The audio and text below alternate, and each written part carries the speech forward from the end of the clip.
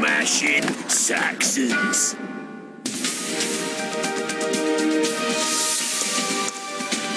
Hello and welcome to the news at When, the Saxon era, when Britain was being shaped by invaders from mainland Europe.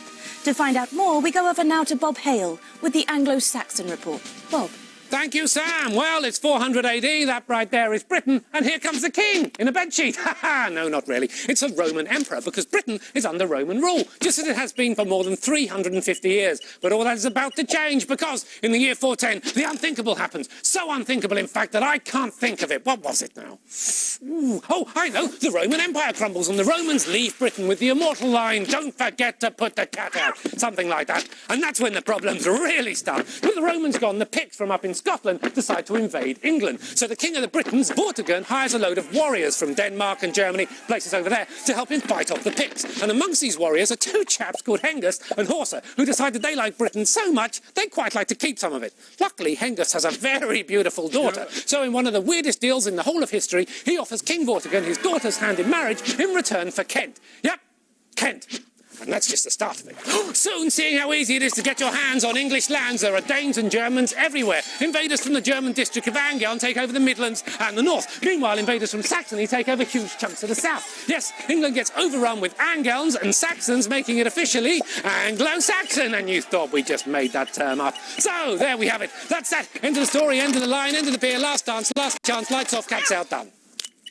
But not for long. Under Anglo-Saxon rule, Britain changes shape entirely, although obviously not around the edges. Inside, though, it's all changes. The Anglo-Saxon invaders shape their newly won lands into 7 major kingdoms, called Wessex and Essex and Sussex and so on. But it's not all plain sailing for the Anglo-Saxons. Oh no. Despite their best efforts, they can't conquer Scotland for toffee, which is a shame, as Scotland's got great toffee. While the other unconquered kingdom, over here in the west, aren't exactly thrilled about the new neighbours. In fact, relations get so bad that King Offa of Mercia, an Anglo-Saxon kingdom shown here in Puce, whatever colour that is, builds a giant ditch cutting off the west of Britain from the rest of Britain, creating the border of what we now call Wales. So there we have it. Scotland, Wales, Anglo-Saxon England, all sitting side by side in perfect harmony, bar a little name-calling and the odd local war.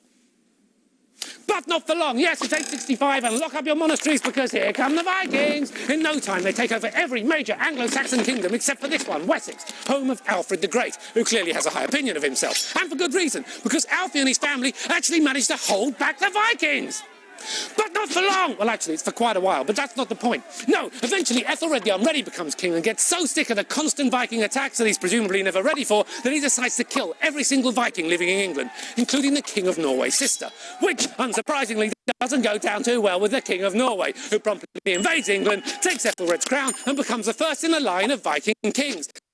Canute! There's Arthur Canute! There's a quarter of a Canute, except not the last one, until in 1042, an Englishman gets the throne again. It's Edward the Confessor! Hooray!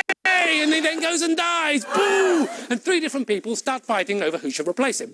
There's an Englishman, a Norman, and a Viking, which sounds like the start of a joke, but it really isn't. Especially for the Englishman, Harold Godwinson, who takes the crown and is immediately set upon by the other 2. And while he's busy fighting off the Viking one, up here, the Norman one, a certain William the Conqueror, attacks down there. Yes, it's 1066, the Battle of Hastings, which signals not only the end of Harold, but also the end of the Anglo-Saxon England altogether. The end of the pier show, the end of the line, the end of the road, the end of the world we know it. But unless I calm down seriously in the next few seconds, it might well be the end of dear old Bob T. Oh, it's too late! Ah! Ugh. My mistake, it's just heartburn. It's just heartburn. Back to you, Sam.